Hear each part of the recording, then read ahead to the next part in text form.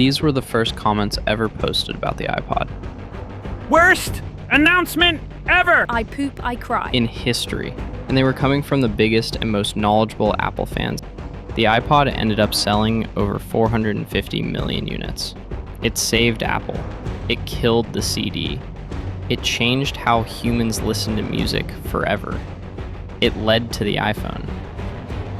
But on October 23rd, 2001, when Steve Jobs unveiled his breakthrough digital device, the internet took exactly 60 seconds to declare it dead on arrival. Great. Just what the world needs. Another freaking MP3 player. This is the story of the day the entire internet looked at the future and got it completely wrong.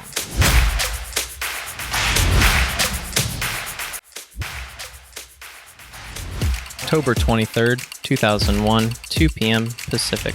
MacRumors.com, the biggest and oldest Apple message board, is about to witness a bloodbath. Apple had sent out invitations to media the week before. Hint, it's not a Mac. The forums are going insane. Everyone's refreshing. The speculation is wild. It's gotta be a PDA. Newton 2. Apple's getting into game consoles. A wireless tablet? Then, at 2:14 p.m., the first report drops. Apple introduces iPod, a digital audio player, 5GB hard drive, $399. The forum explodes. Hey, here's an idea, Apple. Rather than enter the world of gimmicks and toys, why don't you spend a little more time sorting out your pathetically expensive and crap server lineup? 2:20 p.m. Elite Macor, $400 for an MP3 player? I'd call it the Cube 2.0 as it won't sell and be killed off in a short time. 2:21 p.m. Nobody special. All that hype for an MP3 player?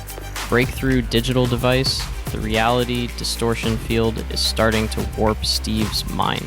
2:22 p.m. Weezer X80. I still can't believe this. All this hype for something so ridiculous. Who cares about an MP3 player? I want something new.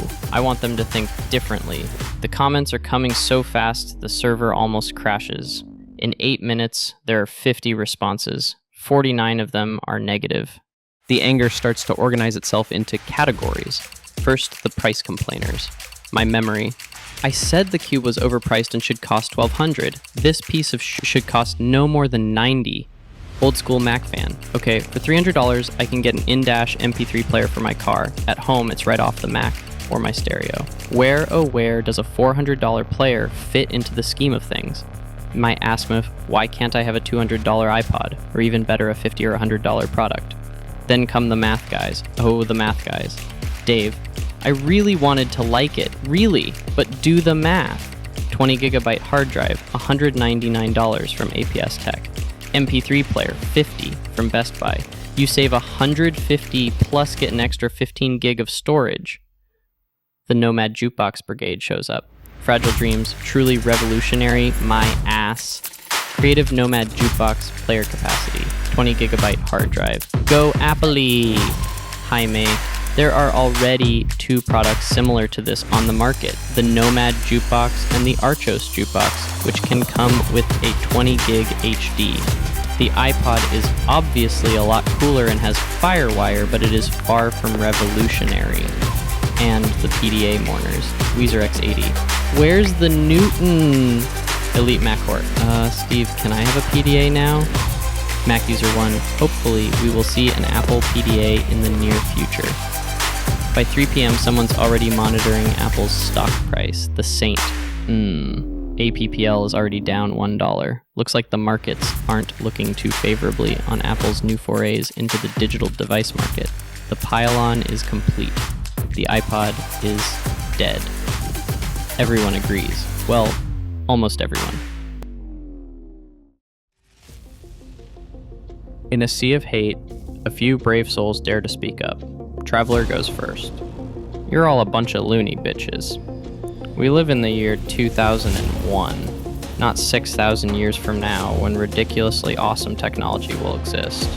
No other MP3 player has a hard drive like this. 5 gigs. Yeah.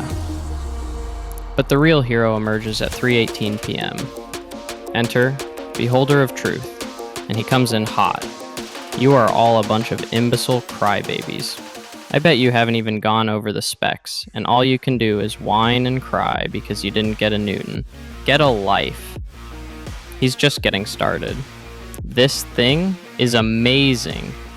5 GBs ultra slim hard drive, all in a tiny and beautiful enclosure the size of a deck of cards.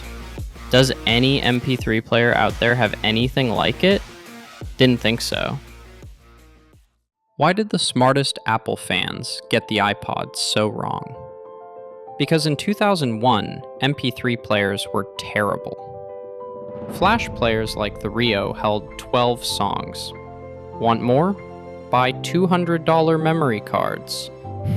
Hard drive players like the Nomad Jukebox had 20 gigabytes, but weighed nearly a pound, ran on AA batteries, and took 5 hours to fill over USB 1.0. The iPod changed everything. It weighed half as much, used FireWire, 1 gig in 2 minutes, had a scroll wheel that made 1,000 songs navigable, auto-synced with iTunes, music management made simple. The forum critics missed the point. They saw specs. Apple saw desire. People didn't want 20 gig or wireless. They wanted their entire music library in their pocket now. Apple wasn't competing on storage.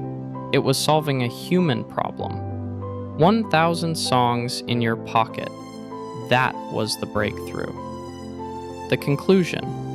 The iPod launched October 23, 2001. By Christmas, it was sold out. By 2004, it owned 70% of the market. By 2007, Apple had sold 100 million units. Meanwhile, the critics, no wireless, less space than a Nomad, lame.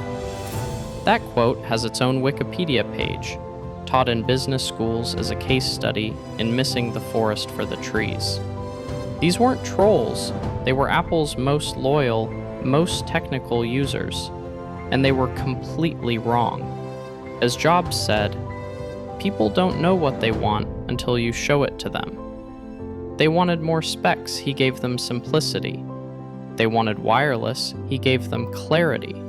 They wanted the Newton, he gave them the future. Sometimes the future doesn't look futuristic. Sometimes it looks like an overpriced MP3 player with no wireless.